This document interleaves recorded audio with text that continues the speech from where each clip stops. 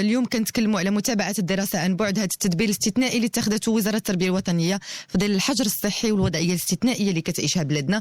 كيفاش كتشوفوا هذا التدبير، الإيجابيات والسلبيات؟ مرحبا بكل تساؤلاتكم وتجاربكم في 0522 95 36 70 أو 80. ومعايا الإجابة على أسئلتكم السيد عبد الإله كديلي، رئيس مؤسسة التمكين للابتكار والتفوق. سي كديلي، يمكن سمعتي الناس اللي اتصلوا بنا، يعني عديل من كازا اللي كيتساءل كيقول اليوم اشنو قدمات مؤسسة التمكين، وفي ظل أن كاين معطيات شخصية تكلم عليها، كيفاش يمكن لكم هذه المعطيات الشخصيه يعني تكون الخصوصيه ديالها تحترم، وتكلم ايضا على اليوم هو بغى يستافد ويتعلم، واش المؤسسه ديالكم كتقدم شي حاجه في هذا الصدد؟ نعم.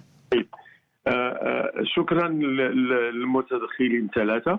نعم. وسيدة رمزي، لا سمحتي لي غادي نبدا بالمتدخل الاخير. مرحبا. ثم نرجع للتدخل ديال الاستعادي للمنظر البيضاء والتدخل ديال اكادير. نعم.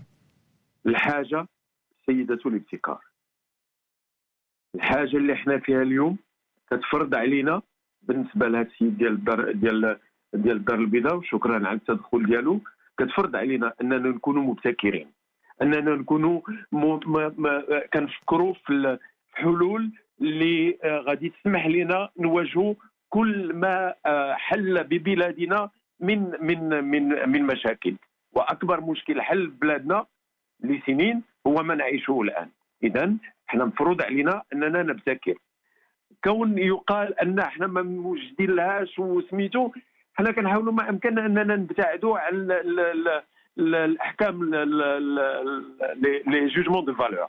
لذلك انشانا في مؤسسه التمكين مركز تمكين للدراسات والابحاث في مجال التعليم والتربيه، لنقف على اشياء، لنخرج باستنتاجات، ولكن استنتاجات للبناء، ماشي لنقول لا راه حنا ما قادينش، لا ما يمكن ليناش، على ما قادينش. هاد الناس هادو اللي اخترعوا دي فيزيير في طنجه، اللي اخترعوا ان ريسبيراتور ارتيفيسيال ميكانيك، هاد الناس هادو فين تكونوا؟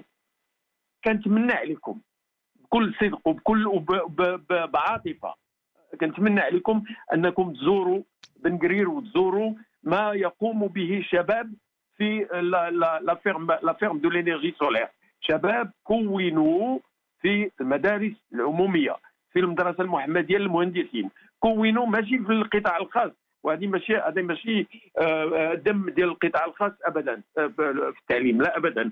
غير كانت لنا زياره، قدموا لنا ثلاثه ديال المهندسين مغاربه، كل واحد كيقول انا صوب هذه، واستسمحتهم، قلت لهم الله يخليك واش يمكن لي نسولك فين تكونتي؟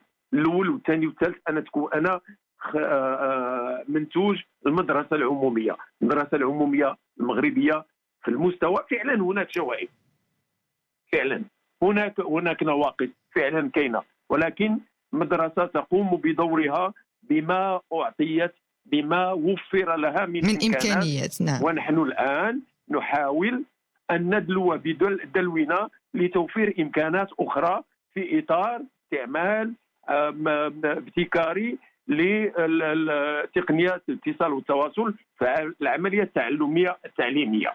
مزيان، نرجعوا للتدخل ديال السعادي للدار البيضاء. نعم. احنا في نهايه السنه الفارطه توجهنا الى اللجنه الوطنيه التي تحرص على حمايه استعمال المعلومات الشخصيه. نعم. اللي كرأسها الاستاذ صغروشني، الاستاذ عمر صغروشني، هو اللي عينه صاحب الجلاله على راس اللجنه. نعم. وقلنا للاستاذ صغروشني نحن نتعامل مع معطيات كثيره، الله يخليك قل لنا شنو خصنا نديروا. وكانت هنالك عمل. Posez vos questions 0522 95 36 80. Les experts atlantiques. Rizlan Ramzy. 11h06 sur Atlantique Radio, ensemble jusqu'à midi dans les experts spécial coronavirus. Et aujourd'hui, on parle de l'enseignement à distance, cette solution prise par le gouvernement pour assurer la continuité de l'enseignement pendant la période du confinement. Qu'est-ce que vous en pensez? Quelles sont les failles que vous avez notées, mais également les avantages de ce programme? Appelez-nous au 05 22 95 36 70 ou bien 80. وحتى نتوما مستمعينا يمكن لكم تصلوا بنا اليوم كنتكلموا على متابعة الدراسة عن بعد. هذا التدبير الاستثنائي اللي اتخذته وزارة التربية الوطنية في ظل الحجر الصحي والوضعيه الاستثنائيه اللي كتعيشها بلادنا. كيفاش كتشوفوا هذا التدبير، الايجابيات والسلبيات ديالو؟ مرحبا بكل تساؤلاتكم وتجاربكم في 0522 95 36 70 او 80. ومعايا الاجابه على اسئلتكم السيد عبد الاله كديلي، رئيس مؤسسه التمكين للابتكار والتفوق. قبل ما نرجع ليك سي كديلي غناخذ مصطفى من كذا. الو مصطفى. Bien sûr. Oui. Salam. بونجور سيدي. مرحبا. سلام. Bonjour Lalla. مرحبا سيدي، انت مباشره على اتلانتيك راديو. Très bien. Je vais parler en français. Comme vous voulez, monsieur. Merci beaucoup. Je vous en prie. Bon, en fait, je vais mélanger un petit peu. Il n'y a pas de souci, voilà, c'est ça. Oui, bon. La situation, il faut dire qu'on n'a pas le choix et que le recours à l'informatique et à la télécommunication, c'est le seul moyen et c'est le meilleur moyen. Voilà. Maintenant, en ce qui concerne, ça c'est le présent. On n'a pas de choix. En ce qui concerne le futur immédiat, à d'expérience, il faut qu'on capitalise dessus. J'entends qu'il y a des personnes qui disent que l'éducation à distance va remplacer le présentiel, la présence dans les classes. Non, c'est pas comme ça que ça va se passer. Ce qui va se passer, c'est que l'utilisation du télétravail, de l'éducation à distance, ça va être un complément de la présence au cours. C'est un enrichissement supplémentaire. Et le deuxième point que je voudrais signaler, c'est que pour que ça puisse se faire, il faut que les infrastructures de télécommunication s'améliorent. Il faut faire un gros investissement. Et c'est ça le frein. Aujourd'hui, le frein, il est là. Parce que les plateformes existent, elles sont très bien, elles offrent beaucoup de possibilités, mais vous ne pouvez pas les utiliser. Pourquoi ? Parce que les tuyaux par où passent les informations qui sont offertes par les sociétés de télécommunication sont souvent saturés. Non. Et ça va demander des années. Il faut qu'on s'y mette tout de suite. Parce que l'utilisation à distance, c'est le présent et c'est l'avenir. Merci beaucoup, monsieur Mustafa. Merci pour cette justement intervention. Je vais prendre Nordine de Casa. Allô Nordine. صباح النور مدام رمزي، صباح الخير مسيو كديلي، صباح الخير لنادي السرحاني وكل المستمعين، وكنحيي كل الطاقم الاداري. مرحبا سيدي. اولا انا بغيت نشكر مسيو كديلي على سعه الصدر ديالو، على الطريقه اللي كيحطنا بها واحد المجموعه ديال الدوني وكيعطينا دي بلوس بالنسبه للريبونس ديالو. مرحبا سيدي. وهو غادي يفهم هذا الشيء اللي غادي نقول. اولا الدراسه عن بعد او لا التكوين الدراسي ا ديستونس راه صافي دي زاني مدام رمزي وحنا كنقراو ا ديستونس. علاش؟ لان ملي كنجيو للكلاس راه اوتوماتيكمون راه غالا كوريكسيون بارابور لي بروفيسور والمعلمين ولي كادر والتوجيه وسميتو. نعم. ولكن السي كاديلي قال واحد النقطه مهمه جدا، هي التكوين في المؤسسه العموميه اللي الكل ولا بغى يتخلص منها دابا. انا غادي نقول لك واحد القضيه مدام رمزي، والسي كاديلي الا كان لقى شي خطا غيقول لي لا. نعم. بالنسبه لي انا دابا جو سوي 5 افريكا، قريت في مدرسه عموميه ومؤسسه عموميه. نعم. وحنا الان انا كنشتغل في مجموعه دوليه لا داعي لذكر الاسم ديالها. نعم. حنا دابا كننافسوا اعتى واقوى واكبر المؤسسات الصناعيه على الصعيد العالمي بما فيهم الهند والمانيا وما فيهم بريطانيا وما فيهم فرنسا. نعم. ونقطه اخرى، اللي بغى يشكك في المكونين والمدرسين والمؤسسات العموميه يقول لي المحطه ديال النور 1 2 3 4 و5 و6 هو جاي في لابروشانمون ديال ورزازه الطاقه الحراريه ديال ورزازه، شكون اللي مسيرها؟ سون دي جون ماروكان. الطاقه الريحيه بالمنطقه ديال تطوان شكون اللي مسيرها؟ كاين اللي غايقول لي سون دي فورماسيون هذه وكذا ولي تيا وهذه ولا سونتر كاليفيكاسيون بروفيسيونيل والمعاهد والمدارس هذيك المدارس، المدرسه المحمديه تكون للمهندسين والمدرسه الحسنيه تكون للمهندسين والمدرسه ديال المهندسين بكنات شكون اللي كيدرس فيها؟ المؤسسات التعليميه والجامعات والكليات والمراكز والمعاهد شكون اللي كيدرس في الصوندي ماروكان؟ انا بغيت نقول للمواطنين المغاربه انهم يتثبتوا بالقوميه بالوطنيه ديالهم ويتثبتوا ويوثقوا العهد، لان لي زاني 60 70 قرينا على السمع، ولكن كنا بارمي لي 3 برومي في الاولمبياد ديال سيونس مات فيزيك. اليوم خصنا نقطه وحده اللي نبازيو عليها، الا بغيتي تقرا راه غتقرا، ما بغيتيش تقرا ما غتقراش، ما تضرب حتى شي واحد، ما تنعد حتى واحد، ما توصل حتى شي واحد بشي حاجه وما تقدح حتى واحد. غادي نجيك للرمزي لواحد النقطه مهمه جدا. اليوم كنتكلموا على التعليم اديستونس، ولكن نسينا واحد جوج ديال لي سونتر كاليفيكاسيون بروفيسيونيل والسونتر ديال لي تي. هادوك راه حتى هما روافع مدام رمزي. نعم حتى هما خصنا ننتبهوا ليهم نشوفوا واش نديروا ليهم.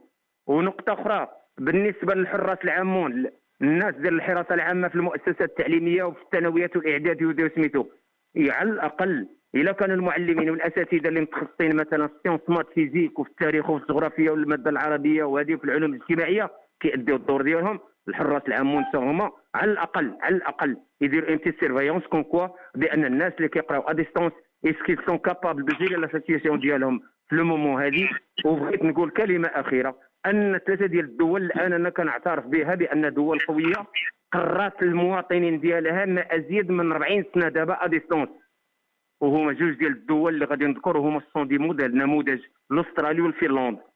الاسترالي تعتبر قاره كونتينون كبير، ولا لي زيلاف ديالها ولا لي زيتيديون ديالها كيقراو ا ديستونس من لو ديبي ديال سميتو ديالهم حتى الفان ديال الكارير البارماريس ديالهم في ليتود، هما تبارك فين وصلوا. حنا اليوم المغرب الحمد لله عندنا اطر. انا غنختم بواحد القضيه، خصنا نستثمروا في هذا الاطر السي نوردين تماما. نعم. وغنختم بواحد القضيه واستاذ مدام رمزي ولو السي كاديلي راه غادي يسمعني اش غنقول. نعم. مني كاين شي واحد كيقرا برا وكيجي كيقول لي جيب لنا ليكيفالون ديال البكالوريا ماروكان، وهذا فخر لينا وشكرا مدام رمزي. نعم شكرا لك سي نوردين، شكرا على التدخل ديالك. قبل من الاجابه على كل اسئلتكم ناخذ عبد الصمد من الخميسات وغنبدا الاجابه عاد ناخذ اتصالات اخرى. السي عبد الصمد. نعم. اولا السلام عليكم. عليكم السلام سيدي. تحيه للطاقم التقني اللي دار البرنامج اولا، لانه برنامج مهم في ظل هذا الجائحه ديال في ظل هذه الجائحه ديال فيروس كورونا. انا اللي بغيت ندخل فيه هو مجموعه النقاط اللي كتهم خاصه المؤسسات التعليميه عندنا. ملي كنهضروا عن التعليم عن بعد، اولا هذوك 3 مساكن اللي غيتلقاو التعليم عن بعد، واش جميع المؤسسات عندنا فيهم قاعات متعدده الوسائط؟ واش هذا التلميذ اولا كيعرف يتعامل مع كيعرف انه تكون عنده علبه الكترونيه وكيعرف يتعامل معها وكيعرف يفتحها؟ ثانيا الكتب المدرسيه حاليا حتى المنظومه عندنا كلها واش هي متلائمه مع هذا التعليم عن بعد ولا لا؟ نعم. ملي كنهضر خاصه كنقصد التعليم الابتدائي. نعم. ثانيا واش الاسر جميع الاسر المغربيه حتى هي مؤهله باش تعامل مع التعليم عن بعد او لا من ناحيه التكوين ديالها، لا من ناحيه التعليم ديالها؟ لان جل الاسر المغربيه حاليا، خاصه ملي كنهضر جل الاسر المغربيه، خاصه كنهضر هنا المدن الهامشيه بحال الخميسات مثلا، واش هما متعلمين او لا؟ واش كيعرفوا يتعاملوا مع التقنيات ولا لا؟ نعم. سي عبد الصمد بغيت نسولك، واش عندك شي وليدات؟ انا عندي وليد. نعم. شحال عنده من عام؟ عنده 7 سنين. عنده 7 سنين. كيفاش كتشوفوا كيتعامل مع الالكترونيات؟ لما كيتعاملش اولا هو هذا نقطه اخرى. اولا هو ممنوع عليه لانه عالم كيتعالج، كندير ليه الترويض على العينين، ممنوع عليه يتعامل لا مع التلفازه لا مع البيسي. نعم، لانه ظرف خاص. لان اسمعي خصني ندرسو بوحدو. يعني ما عنده الطبيبه ديال البصر مانع عليه. نعم. مانع عليه الهاتف ومنع عليه التلفازه. ولكن كتشوف انت سي عبد الصمد ان الوليدات ديال اليوم راه تبارك الله عليهم قافزين. يعني تيشد الهاتف كيمانيبيلوه. يعني احنا في ظرفيه، انا تنسولك هذا غير ظرفيه. يمكن هي ما غاديش تكون من بعد هذا الظرف راه غادي نكملوا في هذه الوضعيه، ولا غادي نكملوا بهذه التقنيه باش نقريو بها دائما. هذا لا يمكن، يعني واخا راهي كيدرسوا بها في الاقسام الكبرى. هذا واحد الملاحظه، ومن بعد كمل التدخل ديالك. مرحبا سي عبد الصمد. نعم. بالنسبه لنا، واش المؤسسات كانت عندها وسائل باش تعامل مع التلامذه هذو؟ خلي حتى المؤسسات ما عندهاش لي زيميل، يعني التلامذه كلهم ديال المؤسسات خصو يكون عندهم لي زيميل داخل المؤسسات. واحد النقطه اخرى، واش المؤسسات التعليميه عندها فرق تربويه لاعداد دروس اللي غتصلح لهذا التعليم عن بعد؟ واحد النقطه اخرى اللي هضرنا عليها حنا تناولنا على الولد ديالي، واش الخطر ديال الاشاعات المنبعثه من الشاشات التلفزيونيه ومن لي طابليت ومن لي بيسي، واش هي ما غاديش تاثر على هاد التلامذ هادو على العينين ديالو؟ وكاين نموذج ديال الابن ديالي انا هو اللي ممنوع عليه انه يتعامل مع هاتف ولا بيسي ولا تلفازه، يعني ديما كنحضر منه باش يبعد منه. كاين نقطة أخرى، كاين التمكن اللغوي من الإطار من الكلمات اللي كتخدم هذا التعليم عن بعد. واش التلميذ قادر يتعامل معه؟ أنا حاليا التلامذ كيجيو عندي يقول لك فتح لي الجيمايل، ما عندوش مسكين الجيمايل، ما كيعرفش يفتح الجيمايل، ما كيعرفش يتعامل معه.